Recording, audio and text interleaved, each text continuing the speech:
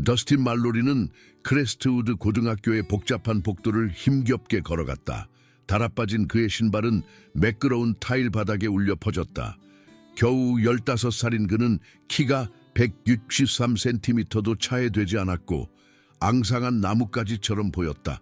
물려받은 옷은 그의 작은 체구에 너무 컸다. 홀어머니인 할머니의 생활비를 보태기 위해 밤늦도록 동네 식당에서 청소 일을 하느라 그의 눈 밑에는 짙은 그림자가 드리워져 있었다. 금발머리는 늘 헝클어져 있었고 그는 시선과 잔인한 농담을 피하기 위해 늘 고개를 숙이고 다녔다. 크레스트우드의 다른 아이들은 부유한 가정 출신이었고 그들이 모는 차는 더스틴의 할머니가 1년 동안 버는 돈보다 비쌌다. 그들의 멋진 재킷, 최신 태블릿, 주말에 호숫가로 여행을 간다는 쉬운 이야기는 그가 그들의 세계에 어울리지 않는다는 것을 끊임없이 상기시켜 주었다. 그는 장학생이었고 이전 보호자가 병에 걸리자 변두리에서 온 위탁 아동이었다.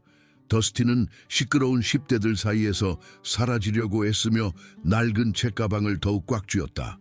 그의 주머니에는 일주일 동안의 점심 식비 전부인 낡은 1만 원짜리 지폐 7장이 들어있었다. 할머니가 옷을 꿰매고 약을 걸으면서 아껴 모은 돈이었다. 그는 그 7만 원으로 버티는 법을 배웠고 학교 자판기에서 가장 기본적인 간식만 사서 조심스럽게 아껴 먹었다. 어이, 저기 누가 있나 볼까? 그 목소리에 더스틴은 제자리에 얼어붙었다. 강태주는 사냥을 준비하는 사자처럼 사물함 뒤에서 솟아올랐다. 16살인 강태주는 더스틴이 아닌 모든 것을 가지고 있었다. 키가 크고 어깨가 넓고 돈 걱정 없이 자란 사람에게서 나오는 쉬운 자신감으로 가득 차 있었다. 그의 아버지는 동네에서 건설 회사를 2개나 운영했고 강태주는 모든 사람이 그것을 알도록 했다. 유명 브랜드 옷, 최신 게임기, 주차장에 있는 번쩍이는 새 트럭은 보는 사람마다 그의 지위를 보여주었다. 강태준 뒤에는 늘 함께 다니는 친구들이 서 있었다. 레슬링 선수처럼 덩치가 큰 박철민과 작지만 심술궂고 다른 사람의 고통을 즐기는 듯한 매서운 눈을 가진 고동현이었다. 그들은 스스로를 로열 코트라고 불렀지만 더스틴은 속으로 그들을 약한 동물을 맴도는 하이에나라고 생각했다. 수업가시나 장학생 강태준의 목소리에는 더스틴의 배를 공포로 떨게 만드는 조롱조가 담겨 있었다. 오늘도 밥값 가져왔겠지? 강태준 도움펀드는 언제나 기부를 받습니다. 더스틴은 그들을 피해 걸어가려고 했지만 박철민이 그를 막았다. 복도는 갑자기 더 좁게 느껴졌고 다른 학생들은 눈을 돌린 채 서둘러 지나가면서 벽이 사방에서 좁혀져 오는 듯했다. 크레스트우드 고등학교의 모든 사람은 암묵적인 규칙을 알고 있었다. 강태준의 일에 관여하면 다음 희생자가 될 수 있다는 것을. 돈 없어요. 더스틴은 부드럽게 말했다. 기술적으로는 맞는 말이었다. 그의 주머니에 있는 7만 원은 이미 점심 식비로 정해져 있었고 그것을 포기하면 나중까지 굶어야 했다. 강태준의 웃음소리는 날카롭고 차가웠다. 누구나 돈은 있어, 장학생. 문제는 네가 무엇을 중요하게 생각하느냐지. 자, 한 번 더 좋게 물어볼게. 그는 손바닥을 위로 향하게 내밀었고 그의 화려한 팔찌가 빛을 받았다. 도움펀드에 기부해. 7만 원이면 되겠네. 더스틴은 수치심과 분노로 얼굴이 화끈거렸지만 목소리는 침착하게 유지했다. 그 돈은 밥 먹는 데 필요해요. 밥? 고동현이 코웃음을 쳤다. 7만 원으로 뭘 사 먹을 건데? 과자 한 봉지와 음료수? 이봐, 좀 즐기면서 살아. 좋은 일에 기부하라고. 그 좋은 일이란 강태준의 주말 유흥펀드를 말하는 거지. 박철민이 손가락 마디를 크게 꺾으며 덧붙였다. 더스틴은 수십 개의 시선이 자신에게 쏠려 있다는 것을 느낄 수 있었다. 학생들은 정말로 무슨 일이 일어날지 지켜보면서 사물함을 정리하는 척하고 있었다.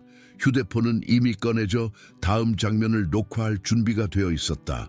크레스트우드 고등학교에서 당혹감은 화폐였고 강태준은 더스틴의 자존심에서 큰 금액을 인출하려 하고 있었다. 제발, 더스틴은 얼마나 절박하게 들리는지 싫어하며 말했다. 나중에 갚을게. 그냥 필요해. 갚겠다고? 강태준의 목소리는 가짜 충격으로 높아졌다. 뭘로 갚을 건데? 네 할머니가 옷을 꿰매서 번 돈으로? 식당 이야기는 실제 주먹질처럼 다가왔다.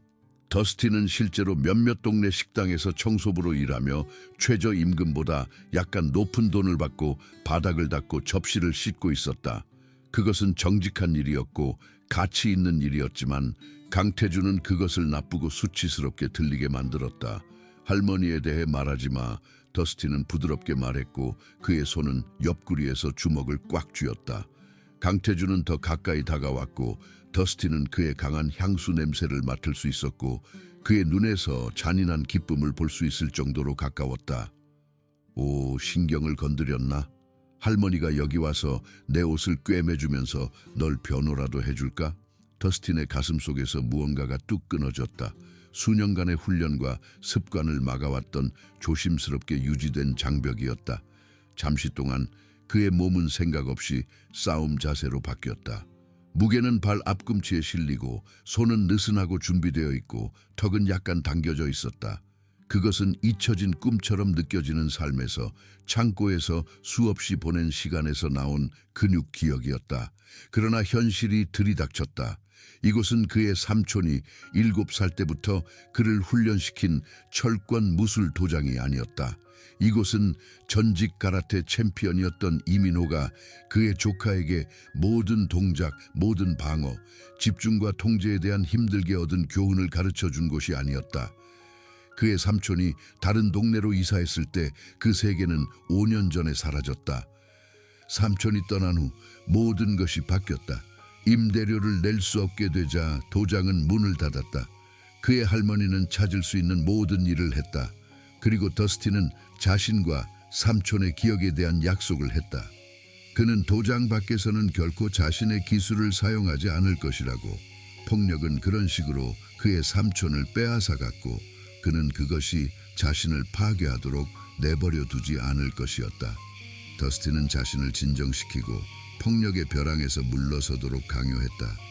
그냥 내버려도 그는 중얼거리며 주머니에서 낡은 지폐를 꺼냈다. 그게 낫지. 강태준은 기뻐하며 말했다.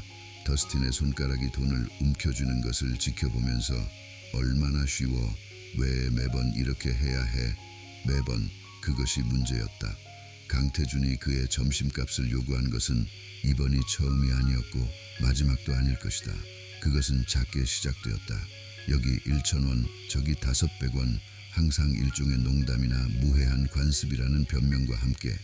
그러나 더스틴의 침묵적인 저항이 그가 반격하지 않을 것이라는 것을 분명히 하자 요구는 증가했다. 7만 원 없어요. 더스틴은 구겨진 1만 원짜리 5장을 꺼내며 말했다. 이게 전부예요. 강태준의 얼굴이 어두워졌다. 그건 안 통할 거야, 장학생. 7만 원이 가격이었어. 전액을 지불할 수 없다면 다른 지불 방법에 대해 이야기해야 할지도 몰라. 더스틴은 손에 있는 5만 원을 바라보았고 그것이 일주일 동안의 식비의 절반도 채 안 된다는 것을 알았다. 그것을 포기하는 것은 굶주림을 의미했지만 거부하는 것은 훨씬 더 나쁜 것을 의미할 수 있었다. 7만 원, 강태준은 반복했고 그의 목소리는 주변 학생들이 더 멀리 떨어지게 만드는 날카로움을 띠었다. 아니면 이 학교에서 네 자리에 대해 더 심각한 이야기를 나눠야 할지도 몰라. 그 위협은 연기처럼 공중에 떠 있었다. 더스틴은 모든 시선의 무게, 그의 방향으로 향한 모든 휴대폰 카메라, 앞으로 몇 주 동안 복도를 따라다닐 모든 속삭이는 말을 느낄 수 있었다. 그의 삼촌의 목소리가 그의 기억 속에서 울려 퍼졌다. 도장 안에서는 명예롭게 싸워라. 도장 밖에서는 존엄하게 물러서라. 그러나 이 상황에서 존엄은 어디에 있었을까? 모든 사람이 지켜보고 아무도 나서지 않는 동안 체계적으로 조롱당하는데 무슨 명예가 있을까? 더스틴은 5만 원을 건네주었고 그의 얼굴은 수치심으로 화끈거렸다. 이게 전부예요. 그는 반복했다. 강태준은 가짜 기쁨으로 돈을 주머니에 넣었다. 그럼 이걸 계약금이라고 불러야겠네. 내일 나머지 2만 원의 이자를 붙여서 가져와. 총 4만 원으로 하자. 수고비로. 그건 불공평해. 더스틴은 부드럽게 말했다. 공평? 강태준의 웃음소리는 날카롭고 잔인했다. 공평에 대해 이야기하고 싶어? 네가 장학금을 받고 이 학교에 다니는 동안 정말 여기에 속한 학생들이 자리를 놓고 경쟁해야 하는 것이 공평해? 네가 이 지역 사회에 정말로 기부하는 사람에게 돌아갈 수 있는 자리를 차지하는 것이 공평해? 박철민과 고동현은 충성스러운 추종자처럼 고개를 끄덕였지만 더스틴은 그들이 강태준의 잔인함에 다른 사람들만큼 불편해한다고 추측했다. 그들은 대부분의 사람들처럼 강태준에게 맞서는 것보다 그에게 동조하는 것이 더 쉽다는 것을 배웠다. 나는 내 자리를 얻었어요. 더스틴은 거의 속삭이는 목소리로 말했다. 얻었다고? 강태준의 목소리는 가짜 놀라움으로 가득 차 있었다. 뭘로? 내 위탁 가정과 청소일에 대한 슬픈 이야기로. 제발. 네가 여기에 있는 이유는 몇몇 순진한 관리자가 이 학교에 더 많은 위탁 아동이 필요하다고 결정했고 네가 그들이 찾을 수 있는 최고의 자선 사례였기 때문이야. 그 말들은 실제 타격처럼 다가왔고 각각은 최대한의 피해를 주기 위해 신중하게 선택되었다. 더스틴은 눈물이 차오르는 것을 느꼈지만 강태준에게 그가 우는 모습을 보여주는 기쁨을 주기를 거부했다. 대신 그는 돌아서서 웃음소리와 속삭임이 독성구름처럼 그를 따라다니는 곳을 떠나 걸어갔다. 감정이 그를 압도하기 전에 그는 화장실에 도착했다. 칸막이에 자신을 가두고 더스틴은 좌절감과 당혹감이 그를 덮치도록 내버려 두었다. 그의 마음속에서 그는 삼촌의 얼굴을 볼 수 있었고 이민호의 목소리가 가라테의 달콤한 기술을 설명하는 것을 들을 수 있었다. 모든 파이터는 선택을 해야 해. 그의 삼촌은 그들의 마지막 훈련 세션 중 하나에서 말했다. 분노로 싸울 수도 있고 목적으로 싸울 수도 있어.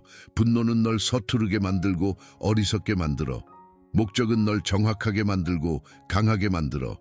더스틴은 자신이 무엇으로 만들어졌는지 알았다.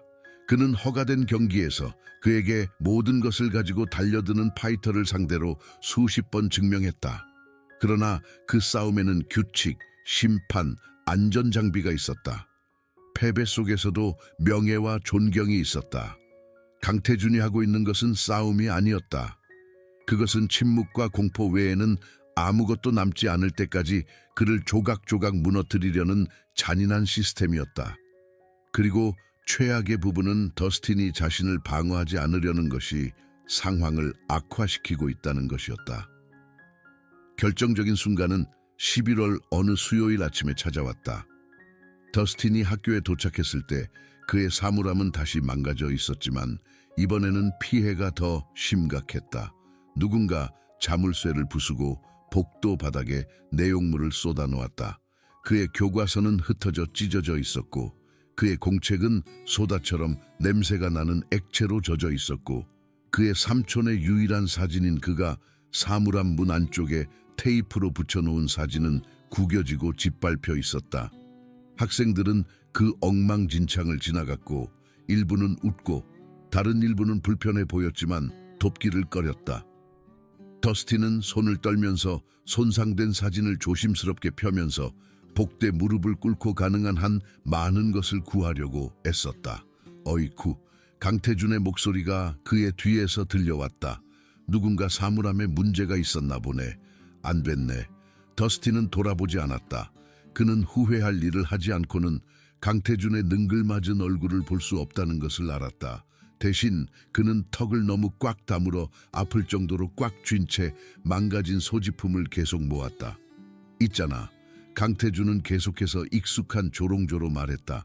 만약 네가 제때 요금을 냈다면 이런 일은 일어나지 않았을지도 몰라. 도움 펀드는 이유가 있어서 존재하는 거야. 내버려둬. 그 목소리는 강태준 뒤 어딘가에서 부드럽지만 분명하게 들려왔다. 더스틴은 올리비아 스톤이 책을 든 채 그녀의 사물함 근처에 서 있는 것을 보았다. 그녀는 조용한 아이들 중 한 명이었지만 더스틴과는 달리 그녀는 우연이 아닌 선택에 의해 배경 속으로 사라지는 것처럼 보였다. 그녀는 단순한 방식으로 예뻤고 금발머리와 보통 수업에 집중하는 똑똑한 눈을 가지고 있었다. 강태준의 관심은 새로운 먹잇감을 냄새 맡는 사자처럼 그녀에게로 옮겨갔다. 어머나, 장학생에게 여자친구가 있네. 귀여워라. 올리비아의 뺨이 붉어졌지만 그녀는 물러서지 않았다. 그를 내버려도 그는 너에게 아무 짓도 하지 않았어. 아무 짓도 하지 않았다고. 강태준의 목소리는 가짜 충격으로 높아졌다. 그는 진짜 학생들에게 속한 자리를 차지하고 있어. 그는 자선으로 여기에 와서 정말로 자격이 있는 아이들의 기회를 훔치고 있어. 박철민과 고동현은 이제 올리비아 옆에 서서 평소처럼 공포의 삼각형을 형성했다. 더스틴은 가슴이 익숙한 분노로 조여지는 것을 느꼈다. 상대방이 싸구려 기술을 쓰거나 비겁하게 싸울 때 도장에서 느꼈던 것과 같은 감정이었다. 그냥 무시해. 올리비아는 더스틴에게 속삭였다. 그들은 그럴 가치도 없어. 그러나 그들은 그럴 가치가 있었다. 그들이 그에게 하고 있는 일 때문이 아니라 더스틴은 그런 종류의 구태에 익숙해졌기 때문이었다. 그들은 이제 올리비아를 위협하고 있었기 때문에 그녀의 유일한 죄는 그에게 기본적인 인간적인 친절을 보여준 것이었다. 내 생각은 말이야, 강태준은 말했고 그의 목소리는 실제 문제가 다가오고 있다는 것을 의미하는 날카로움을 띠고 있었다. 우리 작은 자선 사례가 우리에게 무언가를 숨기고 있다고 생각해. 그는 자기가 말하는 것보다 돈이 더 많다고 생각해. 그는 박철민을 가리켰고 박철민은 더스틴의 책가방을 움켜쥐고 내용물을 바닥에 쏟아놓았다. 더스틴의 작업복이 낡은 교과서, 점심으로 아껴두었던 반쯤 먹은 스낵바, 그리고 그의 지갑과 함께 쏟아져 나왔다. 강태준은 지갑을 움켜쥐고 열었고 더스틴이 할머니의 다가오는 생신을 위해 아껴두었던 3만 원짜리 지폐를 발견했다. 어머나, 강태준은 가짜 놀라움으로 말했다. 이게 뭐야? 장학생이 우리에게 거짓말을 하고 있었네. 그건 내가 줄 수 있는 돈이 아니야. 더스틴은 가슴 속에 쌓이는 분노에도 불구하고 부드럽게 말했다. 할머니 생신 선물로 드릴 거야. 강태준은 위조 지폐인지 확인하는 것처럼 3만 원을 빛에 비추어 들었다. 할머니 생신, 감동적이네. 하지만 있잖아. 네가 나에게 꽤 많은 연체료와 이자를 빚지고 있어. 내 생각에는 이게 딱 맞을 것 같은데. 돌려줘. 더스틴은 천천히 일어서며 말했다. 그의 목소리에 담긴 무언가가 강태준을 멈칫하게 만들었다. 잠시 동안 의심이 괴롭히는 사람의 얼굴에 스쳐 지나갔다. 더스틴은 지금 다르게 서 있었다. 그의 무게는 발 앞꿈치에 실리고 그의 손은 옆구리에서 느슨했다. 그의 자세에 대한 모든 것은 그 징후를 읽는 방법을 아는 사람에게는 위험을 외치고 있었다. 그러나 강태준은 그런 사람이 아니었다. 안 그러면 그는 3만 원을 주머니에 넣으며 말했다. 네가 뭘 할 건데, 장학생? 드디어 척추라도 세울 거야? 더스틴은 잠시 동안 그를 바라보았고 강태준뿐만 아니라 그들의 크기나 지위를 이용하여 약한 사람을 괴롭힌 모든 괴롭힘꾼을 보았다. 그는 삼촌에 대해, 그가 한 약속에 대해, 삼촌이 5년 전에 이사했을 때 그의 가족을 갈라놓은 폭력에 대해 생각했다. 그리고 그는 올리비아에 대해 아무도 나서지 않을 때 용기를 내어 말한 것에 대해 생각했다. 그는 18시간을 일하고도 미소를 지을 방법을 찾는 할머니에 대해 생각했다. 그는 바닥을 청소하고 선반을 채우는데 몇 시간을 들여 번 3만 원에 대해 생각했고 그 돈은 그를 위해 모든 것을 희생한 여성을 위해 그가 살 수 있는 유일한 선물이었다. 때로는 하나의 약속을 지키는 것이 다른 약속을 깨는 것을 의미한다는 것을 더스틴은 깨달았다. 그래, 그는 부드럽게 말했고 그의 목소리는 새로운 날카로움을 띠고 있었고 주변의 몇몇 학생들이 멈춰서서 바라보게 만들었다. 나는 그럴 것 같아. 강태준은 첫 번째 주먹을 날렸다. 3피트 떨어진 곳에서부터 스스로를 알리는 엉성한 오른손 펀치였다. 약속 이전, 죄책감 이전의 옛날에 더스틴은 그것을 쉽게 피하고 완벽한 기술로 반격했을 것이다. 이번에도 다르지 않았다. 더스틴은 물처럼 움직여 강태준의 펀치를 몇 인치 차이로 피하고 더 큰 아이의 턱을 정확히 맞추는 교과서적인 손바닥치기로 방역했다. 강태준의 눈이 뒤집히고 그의 멋진 부츠가 광택이 나는 바닥에 울려 퍼지며 돌처럼 쓰러졌다. 복도는 충격적인 침묵으로 가득 찼다. 박철민은 놀라운 속도로 거대한 체구를 움직이며 앞으로 달려들었지만 더스틴은 이미 움직이고 있었다. 5년간의 도장록은 낡은 코트처럼 떨어져 나갔고 근육 기억이 대신했다. 그는 박철민의 엉성한 스윙 아래로 몸을 숙이고 더 큰 아이의 배에 정확한 무릎차기를 가해 반으로 접었다. 고동현은 뒤에서 더스틴을 잡으려고 했지만 더스틴은 그의 발소리를 들었다. 파이터는 모든 감각을 사용하는 법을 배운다. 그는 몸을 돌려 삼촌이 수천 번 가르쳐준 동작으로 고동현의 소나기를 풀고 깨끗한 옆차기로 고동현을 사물함줄로 비틀거리게 만들었다. 전체 싸움은 40초도 채 걸리지 않았다. 3명의 더 크고 강한 상대가 바닥에 쓰러져 신음하고 숨을 헐떡거리고 있었고 더스틴은 숨을 헐떡거리지도 않고 그들 위에 서 있었다. 모여든 학생들의 군중은 조용했고 그들의 휴대폰은 꺼내져 녹화되고 있었고 그들이 방금 본 것을 이해하려고 애썼다. 이게 어떻게 돌아가는지 알려줄게. 더스틴은 아드레날린이 솟구치는 와중에도 침착한 목소리로 말했다. 그는 코에서 피가 흘러나오는 것을 닦으며 일어나려고 애쓰는 강태준을 내려다보았다. 내 돈을 돌려줄 거야, 전부. 지난 한 달 동안 네가 내게서 빼앗은 모든 돈. 강태준은 떨리는 손으로 코에서 피를 닦았다. 이게 끝이 아니야. 더스틴은 쓰러진 괴롭힘꾼과 눈높이를 맞추기 위해 몸을 웅크렸다. 그래, 끝이야. 왜냐하면 네가 다시는 나를 건드리면, 네가 다시는 다른 사람에게 돈을 요구하면, 네가 할 수 있다는 이유만으로 누군가를 작게 느끼게 만들면 나는 거기에 있을 거야. 그리고 다음번에는 봐주지 않을 거야. 그는 일어서서 올리비아에게 손을 내밀어 그녀가 흩어진 책을 모으는 것을 도왔고 여전히 녹화 중인 휴대폰과 그들이 방금 목격한 것을 믿을 수 없는 점점 늘어나는 학생들의 군중을 무시했다.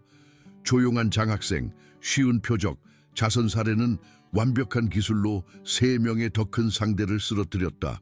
강태준은 그의 유명 브랜드 옷이 구겨지고 그의 자존심이 그의 얼굴보다 더 심하게 멍든 채 발버둥치며 일어섰다.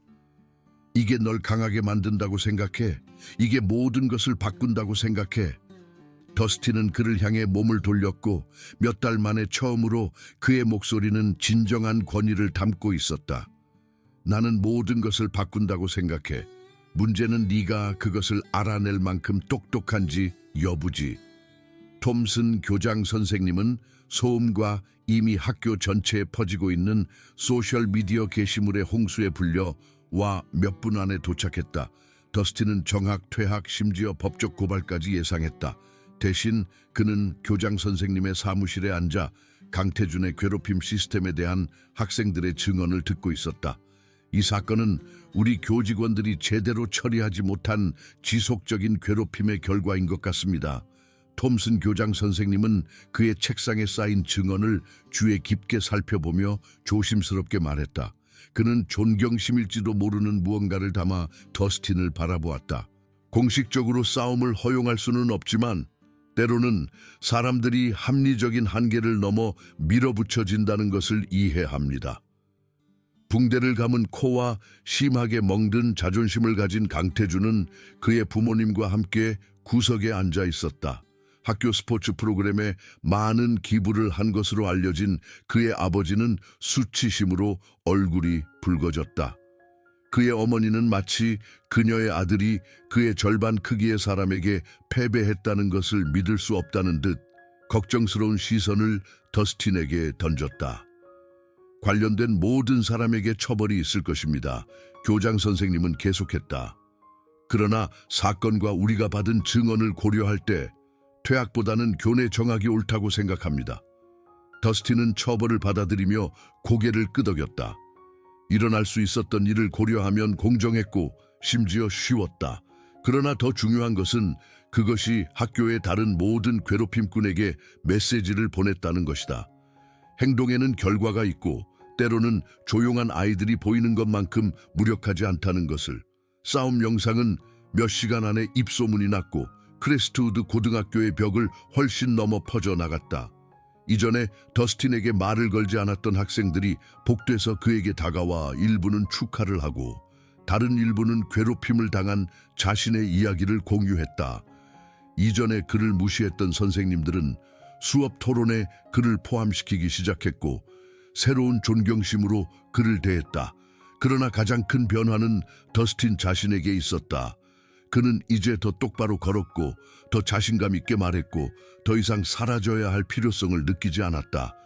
그는 싸움을 찾고 있는 것이 아니었지만 문제에서 도망치지도 않았다. 그의 가라테 훈련에 대한 소문이 퍼져나갔고 갑자기 모든 사람들이 그의 이야기에 대해 알고 싶어 했다. 더스틴의 본보기를 통해 자신의 용기를 찾은 올리비아는 학교에서 그의 가장 친한 친구가 되었다. 그녀는 나중에 그가 강태준에게 맞서는 것을 지켜본 것이 그녀가 수업에서 발언하고 독서 클럽에 가입하고 침묵에 가면 뒤에 자신의 지능을 숨기는 것을 멈추도록 영감을 주었다고 말했다. 당신은 다르다는 것이 부끄러워할 일이 아니라는 것을 보여주었어요. 그녀는 어느 날 그들이 더 이상 비어있지 않은 테이블에서 점심을 함께 먹으면서 말했다. 자랑스러워해야 할 일이라는 것을. 한편 강태준은 경고의 대상이 되었다. 그의 패배 영상은 학교 전체 앞에서 그를 당황하게 만들었고 막을 수 없는 힘으로서의 그의 명성은 40초도 차에되지 않아 파괴되었다. 그의 주요 친구 그룹은 충성심을 유지했지만 그가 지휘했던 공포와 자동적인 존경심은 영원히 사라졌다. 더스틴은 때때로 복도에서 그를 보았고 고개를 숙이고 걸으며 아마도 그가 다른 사람들에게 가했던 수치심의 작은 부분을 느끼고 있을 것이다. 더스틴의 일부는 그를 불쌍하게 여겼고 괴롭힘꾼은 종종 피해자이며 그들 자신의 고통과 불안감을 더 쉬운 표적에게 표출한다는 것을 이제 이해했다.